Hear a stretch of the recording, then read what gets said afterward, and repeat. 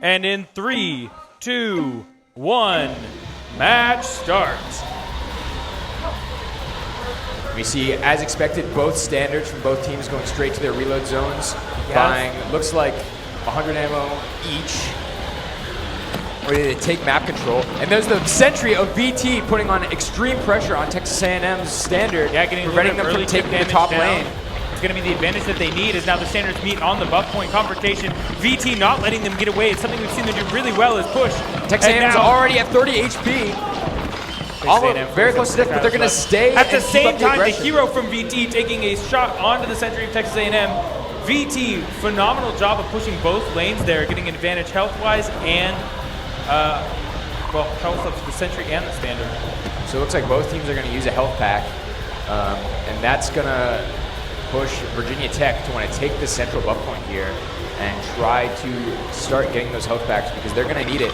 Notably, Texas A&M a little bit more efficient with the projectiles here. And a flank from the sentry or from the standard of Texas A&M, taking central map control and taking that central point.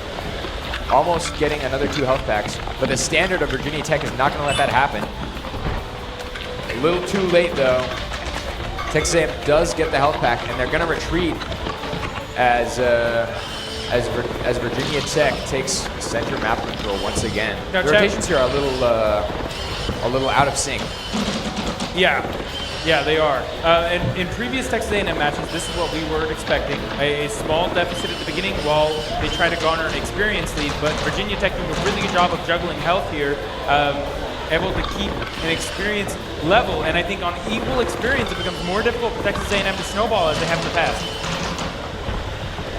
Looks like the sentry of Texas A&M thinks it sees something, shoots at the wall. Virginia Tech not spotting that standard with their sentry that time. I think it would have gotten a couple frames in. We'll see if it spies this hero. Hero ducking behind cover. So now it's a little bit of a defensive game. Texas A&M taking the center of the map. Virginia Tech doing that poke damage. Sentry lead is currently in VT's favor. Yeah, chat, the Tamu sentry is firing. I don't think it's done damage to itself. There's first blood. Texas A&M taking a critical lead here with first blood, and now let's see if they can convert to a double kill on this hero. The hero retreating extremely quickly. It knows it's in danger. The sentry is not helping them out. Sentry of Virginia Tech seems to have lost its ability to shoot at targets, and so the Texas A&M standard of Elizabeth is going to go at a insane flank into the back of the enemy team. And this is what we expect from Texas A&M, to try and give up some early health sentry advantage, use their superior standard to garner an XP advantage, and then come in the latter half of the match to take down the base of Virginia Tech. And there they go, progressing the win condition. Texas A&M officially taking the lead now with the sentry health lead. But they've done a substantial amount of damage to the Virginia Tech virtual shield. Let's see if they can get that down and progress the win condition to something that might be very hard for Virginia Tech to come back from. Here comes Texas A&M coming in and getting another kill. This is what we have been seeing all week from Texas A&M standard number 3. And now the hero for Texas A&M chewing into the base health, going through the shield, and taking the base of Virginia Tech all the way to 400 HP. Yeah, it seems like that standard of Virginia Tech just stopped shooting, and that seems to have opened the door for Texas A&M to start that snowball. You know, both robots of Virginia Tech are low health, and they don't have health packs to repair that back. So it's going to be a tough uphill battle for them to basically make back an entire match's worth of health. Yeah, that hero from Texas A&M definitely putting in some work. Thousands of damage dealt, really filling that role well as the base destroyer on the team.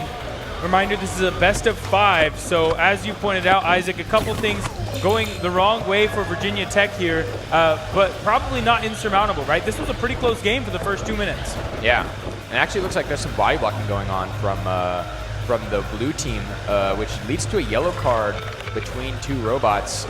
It's actually making it really hard for Texas A&M to finish out this match and convert. But there they go with the standard extreme laser pinpoint accuracy. Look at that, in between 2 robots, the top right-hand view on your screen there. Excellent aiming. Lag doesn't matter if the base doesn't move. 2 of the robots having a little bit of a nodding match at the end there. They knew it was over.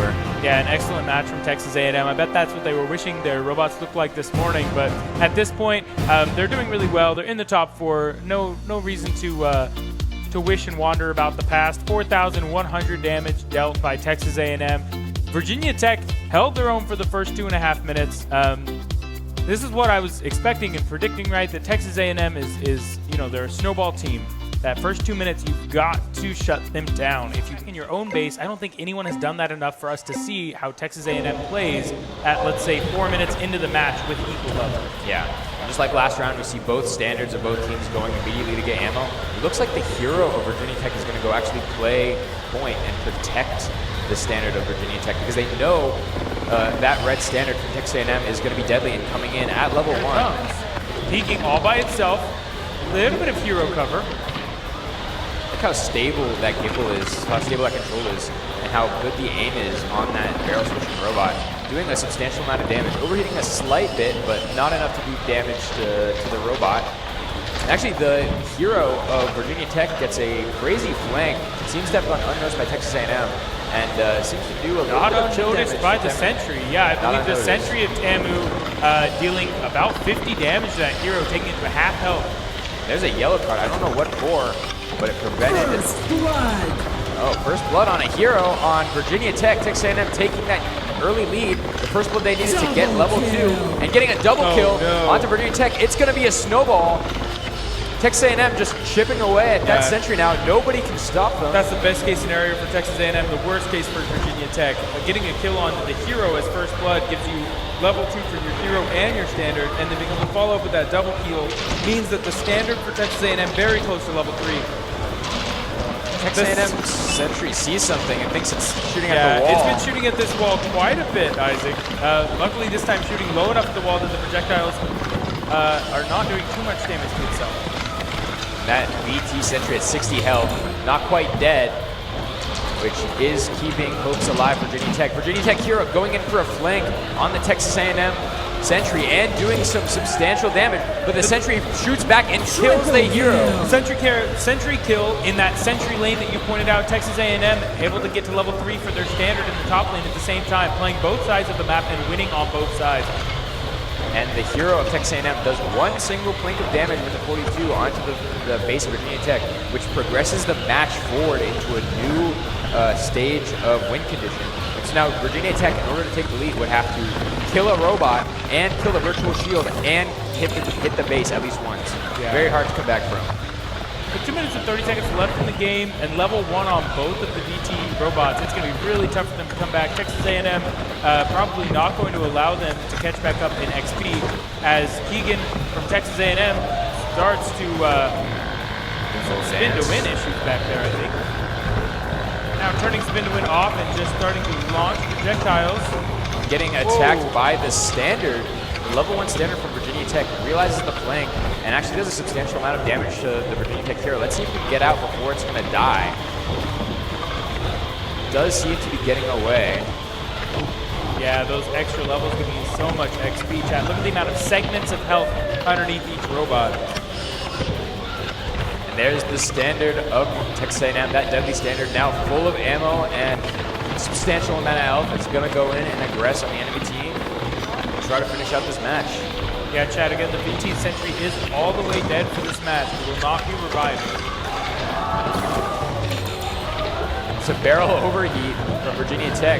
They were going for a flank, trying to get a kill, and they almost did, but unfortunately the ref system just Texas A&M's hero having some odd issues. We've been, I don't know if you're watching the projectile speed here, so low. Yeah, some hits aren't even being registered as 42s. And he's as close as he can possibly get. There we go. I don't know what really going wrong there, but it's sufficient from Texas A&M as they're able to take out Virginia Tech's base for round 2.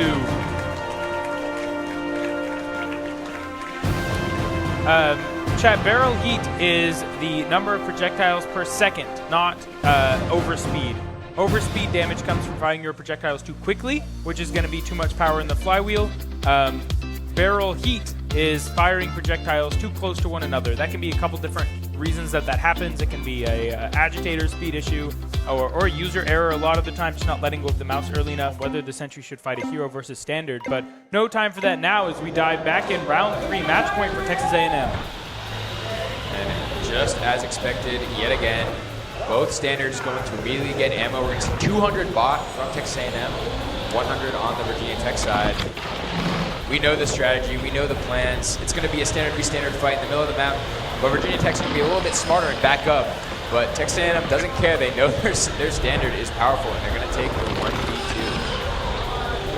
VT doing a really good job pulling aggro here. 50 projectiles out of that standard and not a significant amount of damage done to Virginia Tech. That's what they need to do. They need to lure and pull and kite this powerful standard from Texas A&M in the early game when they have a mechanical disadvantage due to the barrel swap. Yeah.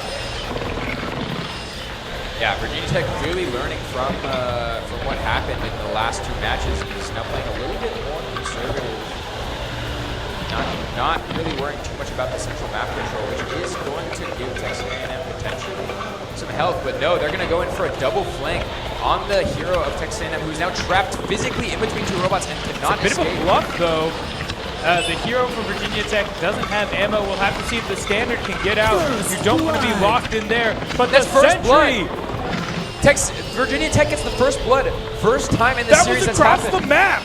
The Sentry taking out the hero of Texas A&M from across the map. That'll give level 2 over to the hero and Sentry. And now Virginia Tech, the hero, going in for the base. The VT strat. They've done it every single game. My word. He's got 10 projectiles left. He's taking damage. It gets damage on the base. 800 health. 600. 400. Oh my gosh, he's down, Virginia Tech in a massive lead over Texas A&M. Virginia Tech almost able to finish it in less than 2 minutes. That was absolutely insane. A reminder that hero will have to go back to his resupply zone before he's able to continue firing projectiles. Wow, Virginia Tech. And he has no health. He has to get out there while he has invulnerability. He's going to speed out of there. Maybe just gets away just in time. Good speed on that Virginia Tech robot with that Omni drive. But now Texas A&M's trying to chip damage on the Sentry. Really not going to do much for their case here. Yeah, it's going to be so hard at Texas A&M. You have to simultaneously defend. And here comes Virginia Tech lining it up. Texas A&M tried to kill it fast enough. They cannot. Virginia Tech. What? Oh my goodness. What? Austin. What was that game, Isaac?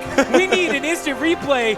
Virginia Tech held the game on a knife until their Sentry got the first kill, and then they went pedal to the metal. We've seen the VT strat, but we've never seen it Sentry assisted, and my word, is it effective. Yeah, that Sentry, during that timeout, they clearly got that Sentry working. 3, 2, 1. Game start. Round 4 of 5 from Texas A&M to VT. 2-1. As usual, same strategy that we've seen before, although the hero of Texas A&M is doing something a little bit different. Seems to be kind of buddying up with its Sentry. Sentry from VT still working very well. Kind of firing off warning shots, right? I mean, we've talked about Texas A&M and CU's standard strat, how they like to sit at that corner. VT spraying some projectiles at them early, as there's a little bit of trading going on here. Really warns the team that they're not going to be able to sit in that spot and poke. Yeah. But both teams now have their initial setup done, and it's just going to be the same as last match. Whoever gets first blood here is going to win, so be on the lookout for health. You can see the infantry of Virginia Tech is a little low, lower than its adversary on the other side. Yeah, the hero from VT taking that health-centered route. And Virginia Tech's, or Texas A&M's hero is going to go Sentry attack, it might seem. But wow, look at the accuracy on that standard of Texas A&M. Confident enough to do shots at this range. My goodness. At level 1, too, as you get into higher levels, it becomes much easier to aim. Your bullets fire faster, so you can aim a little more directly. You don't have to arc your shots as much. As really close combat, not spelling out well for Virginia Tech. There's the first blood on the Virginia Tech hero. Going to start the snowball for Texas A&M. He's going to have to bring their standard back to the base to refill ammo. But the hero's going to tap in, do those rotations, and now take center map control. And that has been what we saw in the 1v1 matches. Texas A&M able to take those matches as they got into close quarters with their opponents. It's why one of the reasons we see really aggressive gameplay from Texas A&M.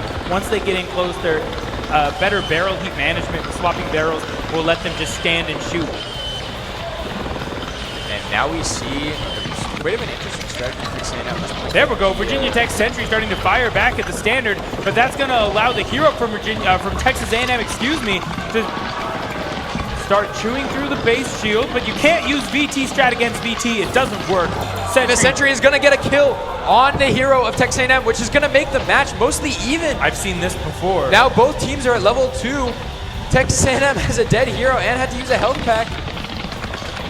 Everything is about even here in the Sentry of Virginia Tech continuing to shoot the hero. We take a projectile in the commentating booth. And now Virginia Tech is inside the base of Texas A&M. Yeah, that first projectile hit as the first two hitting as standard. Texas A&M taking out the hero from VT, much more aware of the hero positioning here.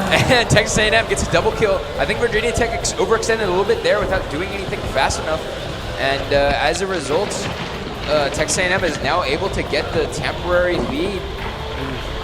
Near miss from Texas A&M's hero is trying to kill these robots that are retreating back to their resupply zone on the side of Virginia Tech. Very even game state, as you mentioned. Sentry health probably not going to be the win condition here, so not really a big concern from Virginia Tech that they're lower. They do have to be cognizant of base health, though. A big impact there.